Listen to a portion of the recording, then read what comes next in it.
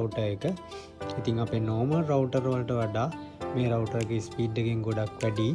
මොකද හේතුව මේක 2CA 4G plus supported router එකයි. ඉස්සෙල්ලා capability එක අනුව ඔයාලට ඕනනම් 5 GHz එකට නැත්නම් 2.4 මේක current එක ගියත් සාමාන්‍යයෙන් දවසක් ඒ කියන්නේ පැය 8කට වඩා දවසක්ම බැරි වුණත් මේක පැය සාමාන්‍ය normal use එකේදී පැය 8කට වඩා වැඩි ප්‍රමාණයක් ලයිට් ගියාට පස්සේ පවර් එක නැතුව කරන්ට් එකට විතරක් ගහලා යූස් කරන්න හදනවා.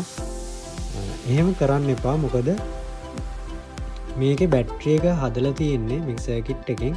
ඉස්සෙම ඔයාලා මේකේ බැටරි එක ප්ලග් කළාම තමයි තියන්න ඕන. මේක ඕවර්චාර්ජ් වීම බැටරියෙන් වැඩ කරලා ඊට පස්සේ ආයි කරන්ට් එක ආවට පස්සේ පවර් බැක් වුණාට පස්සේ කරන්ට් එකෙන් වැඩ කරනවා. ඒකින්ද බැටරියට කිසිම හානියක් වෙන්නේ නැහැ මේක ප්ලග් කළාම තිබ්බ කියලා.